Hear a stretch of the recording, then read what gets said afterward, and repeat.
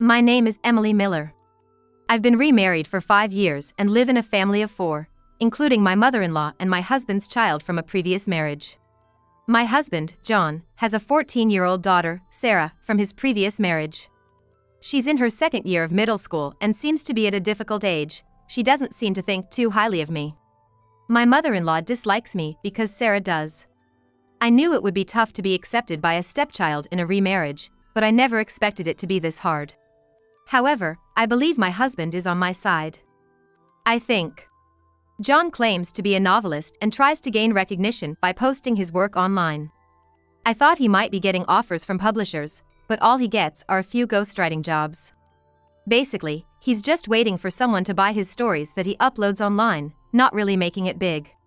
Before we remarried, I had no idea about his situation and was made to read his numerous online stories, thinking they were the real deal.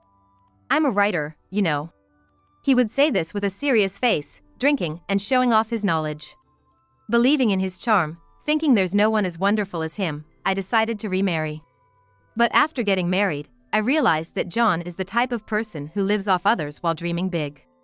He brags about being a famous writer. Yet he can't manage money at all. I'm a writer, so I don't worry about money. If I did, I couldn't write good stories. I'll leave the details to you. Those were the first words he said to me after our marriage, and I misunderstood them as trust. John seems to believe that he's getting royalties in his bank account. While he does work occasionally, the only jobs he gets are for ghostwriting, so there are no royalties coming in. In the end, it's my side job that's keeping the household afloat, but my position is very weak. Being a remarried partner, I feel like I'm treated like Cinderella. Emily, I'd like some fish for dinner tonight. Get some tuna, will you? My mother-in-law says this casually. Despite my reluctance, I go shopping, but then Sarah demands. Get me a hamburger. Wait, dinner's almost ready? So what? I want a hamburger. Go get it. Can't you get that little thing for her? She's just a kid who wants a hamburger, for crying out loud. It's not about being stingy, they just don't understand that dinner is almost ready. Who do you think you are? And give me $100. $100? Yes. What for? There's this trendy character merchandise that my friends have, and I don't. I have to buy it. Oh dear, that's terrible. If you don't have the same thing, you'll be left out. Emily, give her the $100. But this month is tight. What?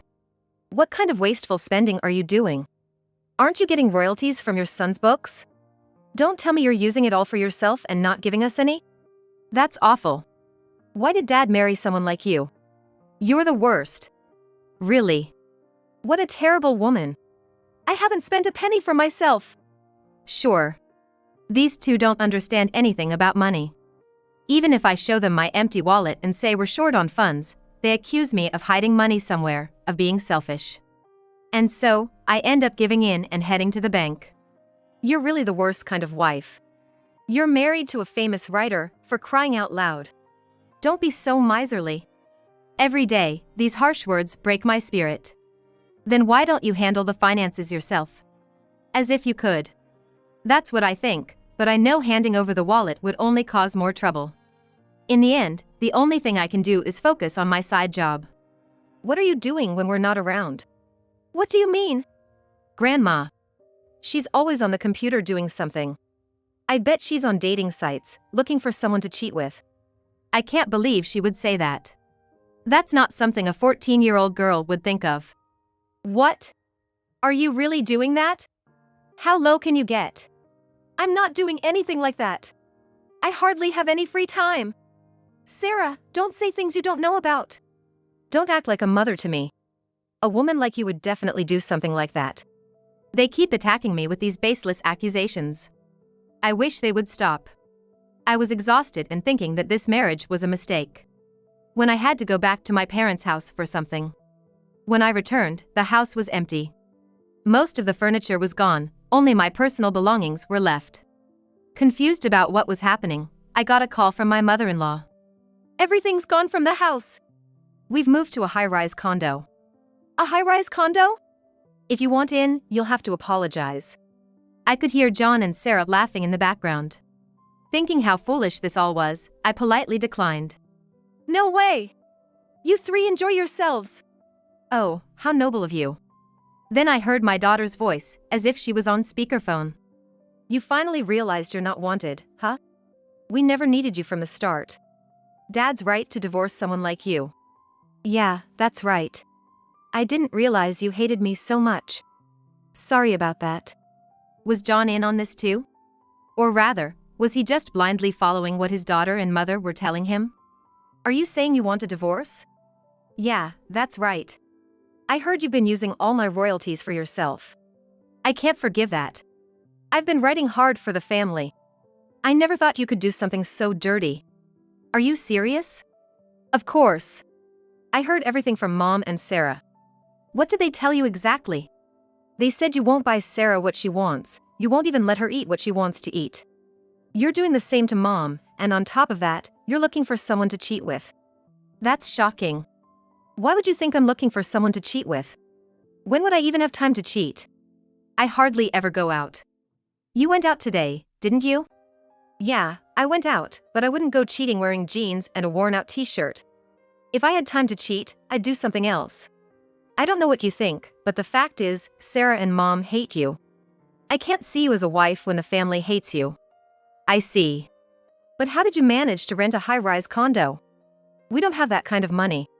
I borrowed from a payday lender for now. What? You're kidding. Why are you so surprised? You've been managing my bank account, so I had no choice. Once the divorce is final, give me back my bank book. After all, the royalties come into that account. Oh, and I won't pay you any alimony, by the way. Alimony? Yeah. Just because you're married to a famous writer, don't even think about asking for alimony. If you do, I'll sue you for cheating. You can't sue me for alimony. I haven't cheated. So, what should I do with the divorce papers? I left the divorce papers on top of your computer. When I went to my room, sure enough, there were the divorce papers on my computer. With John's signature on them. The divorce papers didn't make me feel sad or anything. Instead, they seemed to mock me. Just sign it and file it, and that'll be the end of it. After that, you and I are strangers, as are my mother and Sarah. No matter how poor I get, don't come begging me for money. Don't worry. I'll send you the bank book, so just give me your address. You're not planning to barge in, are you? Like, breaking in while we're not home? Is your high-rise condo so poorly secured that I could do that? Don't worry, Grandma. We have security here. If someone crazy like her shows up, they'll be caught right away. Yeah, right. Fine, I'll email you the address. And that's how I finally broke ties with my husband. No more Cinderella life for me. I moved out of my current house and rented a spacious apartment for myself. I decided to spend my time and money on myself from now on. 2 months have passed since then. I was enjoying my freedom and daily life. When I received a call from my ex-husband, John. Wow, long time no see. How's life in the high-rise? It's great. So, why the sudden call? The real estate agent told me the rent couldn't be withdrawn. You haven't been withdrawing money from my account, have you? I sent the bank book to you. You got it, right? Yeah, I got it. Then there's no way I could withdraw anything. Besides, there's no money to withdraw anyway. Strange, then why can't the rent be withdrawn? Did you check the account balance? Huh? John said, hold on a second, and seemed to move somewhere, probably pulling out the bank book. Hey! Why is the balance only $120.76? You must have been using it, right? I should have received royalties last month. How could I use it? Why don't you check the last transaction date on that bank book? Huh? $600 7 months ago? Why so little? I remember when you got that job. The editor originally wanted another ghostwriter, but he got sick suddenly, and they asked if anyone else was available. You volunteered, but the editor wanted someone else, and you ended up writing it for a bargain because they had no money. You were just used, you know. That's ridiculous. Forgot about it? Well, you didn't seem to care about the payment anyway. No wonder you forgot. Typically, ghostwriting pays much higher. The average is around $16,000, but John's lack of fame and skill made editors reluctant to hire him. That's why he barely got any jobs. He was the last resort. So even this amount was a blessing for him. What about the royalties? I should be getting them every month. You never received any royalties. That's ridiculous. Ghostwriters rarely get royalties, especially not someone like you. What do you mean, someone like me? Oh, sorry. Anyway, that's the reality. Can you even pay the rent for your high-rise? But we're divorced now, so it's none of my business. This is weird. It's definitely weird. What's weird? My books are selling. Are you dreaming? I've never heard of your books selling. You upload free ebooks, but does that even make money? If it does, how much? How many people are buying them? Have you checked that? Well, I'd seen John's page before, and there were only traces of 4 or 5 books being bought. Probably by his acquaintances. I don't know if they sold after that, but even if they did, it couldn't be more than 10 copies. Wait. Let me check. While John was checking and I was waiting, I also looked at his work, and the reviews were awful. Terrible. So boring. Give me my money back. It seems there are indeed people who are buying his work, after all. But, surprisingly, there were also comments like, "This gave me courage." Curious, I read them, and it turned out they found courage because his writing was so bad, it made them feel better about their own work. I almost wanted to applaud. I could hear noise and commotion on the other end of the phone. His mother and daughter were also in a frenzy. Hey, I get that you have no income now, but how have you been living up to this point? It seems he finally understood the reality of having no income. It was my income. Liar. Your income can't be that much. True, my income from my day job in administration was around $1,800 a month. It would vanish on rent, utility bills, tuition, and allowances for my husband John, his mother, and his daughter Sarah. Realizing this wasn't enough to live on, I, who always loved writing, started working as a freelance writer. And it was a hit. I began receiving job offers one after another. That's how I managed to cover our living expenses. Thanks to that, I even managed to save some money, which allowed me to rent a bigger apartment than where we used to live. If we hadn't divorced, that wouldn't have been possible. So, thanks for divorcing me. That's ridiculous. So what are you going to do about the high-rise condo? You rented it yourselves, so you'll have to figure it out. We're divorced, so it's none of my business now. John was so shocked he seemed lost for words, and all I could hear over the phone was his breathing. About a week later, I got a call from Sarah, my former stepdaughter. "Mom, are you doing okay?" "Oh, ED. What? Huh? Ed? Ex-daughter. Ed. Are you okay in the head?" "Feeling great. I've been in top shape since I left you guys." Hey, is that sarcasm? Yes, sarcasm. Got it? Geez, Mom. I felt a chill down my spine at her overly sticky way of calling me Mom. "So, what do you want?" "Well, it seems like Dad doesn't have any money." "I figured as much. So, I was hoping you could help us." "Really? You're asking me for help after how much you disliked me." I never disliked you. I liked you so much, I just didn't know how to get along with you." "Really? So now you're cozying up to me because you found out there's no money at home? Let me ask you, would you leave someone you like alone and move to a high-rise condo? Doesn't make sense, right?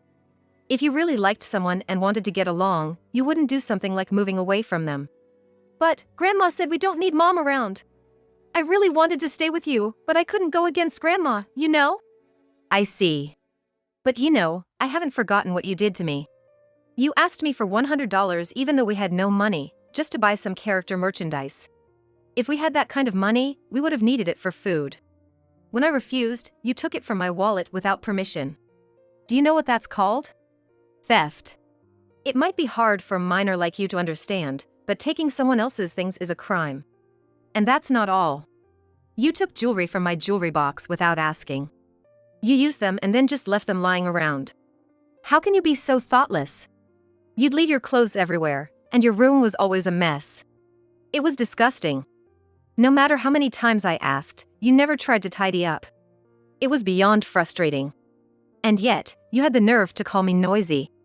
I don't want to be called Mom even as a joke by someone like you. It's creepy, so don't ever call me Mom again. Ugh. Just shut up, you stupid old hag. No matter how sweetly you pretend, I know it's all lies. After all you've done to people, you think they'd help you when you're in trouble? What do you mean? What do you mean? Knowing I'm in trouble and not helping. You really are mean. I don't care what you say. It doesn't bother me at all. Besides, moving to the high-rise apartment was a decision made by your family, right? It's none of my business. You chose this, so you should deal with it yourselves. I've become the stranger you all wanted me to be. If you have complaints, talk to your dad and grandma. Ah. I can't believe it. I was being nice to you, and this is how you treat me. I shouldn't have been nice in the first place. You think that was being nice?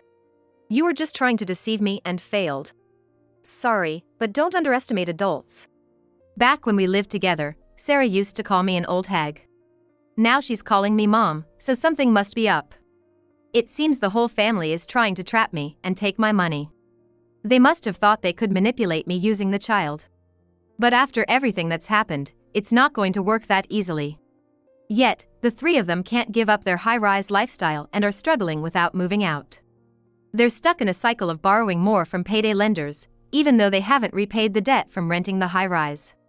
It's clear where this is heading, but they seem to think everything will work out somehow. However, there's a limit. When they couldn't make the monthly payments and received a court notice demanding full repayment, John, realizing the seriousness, found out where I live and came to my apartment directly. Emily! No, Miss Emily, Your Highness! Please, I'm begging you, help us! How did you find out where I live? I looked it up. Ah, scary. I thought you had lost the use of your legs with all the trouble you've put on me. Don't be so mean. Mean? I'm just being honest.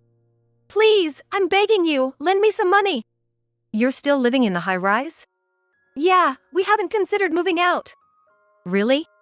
How are you managing to live with no money? We borrowed a lump sum from a payday lender. Are you an idiot? You know how high the interest rates are there. You can't even repay it, so why borrow? You haven't even paid back the money for renting the high-rise, right? Yeah, haven't paid it back. Why are you so proud of that? Just leave the high-rise already. As a struggling writer, you should live in a cheaper apartment. How can I do that? Huh? A top writer like me living in a cheap apartment? I'd be laughed at by the publishing houses. Don't worry, you're already being laughed at. That's not true. Face reality. Ghostwriters get paid an average of $16,000 per job, and you're taking them for $600. Can't you see how little they respect you? You're not even considered seriously. That's not true. I just gave in because the editor was in trouble. You're still saying that. Soon, I'll write something only I can write, something big. Say that after you win an award. Right now, you're not even close to honorable mention. Ah. Awards aren't everything. Sure, but if you won a big one, it would turn everything upside down. It's not like that. I have my own Hearts Award. Your Hearts Award, what's that? It's an award in my heart. How utterly foolish. So, you mean nobody else recognizes your work? It's not even worth discussing. Just go home. Don't say that, I'm really in trouble.